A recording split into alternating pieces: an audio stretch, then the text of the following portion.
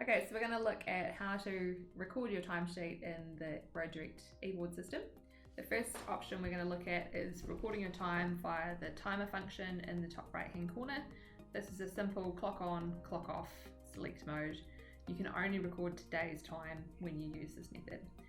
So just click on the little flashing timer up the top and click clock on to start. You can adjust this time backwards and you can leave a note if you want and hit save. You can see now that the timer's started running, which means that you've clocked on your timesheet for the day.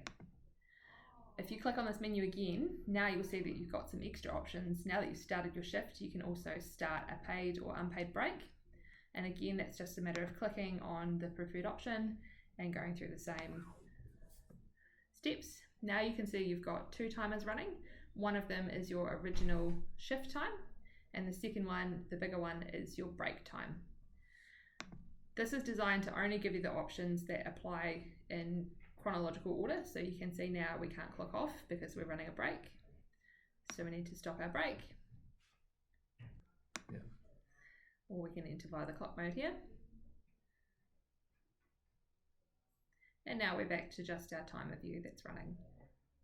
When we click on it once more, we now have the option to start another break, or we can clock off our shift. You can type in, or again, you can select the clock. If you're doing that function on your mobile phone, the process is the same, but the view might look a little bit different because it's been made to be more mobile friendly. So that's one option for putting in our time. We have a few different ways that we can do this. This is the most basic, but as I said, you can only put in today's time. You can't change the date through this function. If you need to go and fix something from a previous day, we've got the option of going via the View My Timesheet function. This brings you into a full week view of your timesheet. You can see the entries that we've just completed now appear here on Thursday. If we wanted to add more to that, we can click the little plus button down at the bottom of the day. When we come via this view, we get a more complex or more options to choose from. So by default, we're still sitting on work, but we also can select paid break, unpaid break, and also via this function we can set leave as well. So if you're away for the day, whether that's annual leave or you're away sick or some other reason like public holidays, you just need to pick the relevant option here and then enter your timesheet like normal. So this function basically works the same, except we just have to click a couple more buttons, but you can see here we can actually go and change the date. So if we wanted to enter some time for Tuesday, now you can span that over a date range as well if you were on night shift, for example. Otherwise, just leave the little checkbox at the bottom, and we can put a little note in here if you wanted. You could have maybe made a mistake. Maybe you forgot to clock off last night, and so when you came in this morning, your timer was still running. Because you can't change the date via the timer view, you might have to come into here to fix up that shift. So the timer function is really nice because it's easy and you can just tap as you go throughout your day when you start and stop your breaks. But this is a really good view to check at the end of the day or at the end of the week to make sure that your timesheet's been captured properly before it goes to your payroll team. Just like you would check your, if you were using another system or a paper system, you would check your timesheet before you handed it in. This is a really good view to be able to do that. And you can see you've got some extra options here that's telling you how many hours you've reported so far for the week. So you can, and you get the total hours for each day as well. Just to note that if you are using the timer view and you come in here, you won't see an entry here until your timer view has been clocked off completely. Only completed entries appear in this view. If you need to edit an entry you've already made, you can click on the little pencil icon, just reopens the entry that you already had. And if you want to delete an entry completely, you can click the little cross button next to it and that removes the entry. You can see now we've adjusted our time because we've deleted an entry out of Thursday.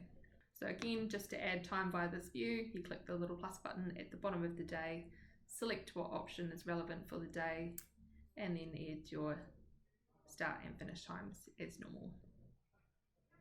The last couple of options we've got for adding in time records is in the My Schedule view. Now you can access this via the drop down menu and view My Schedule, or if you're already in My Timesheet view, you just need to click the My Schedule button that lives next to it.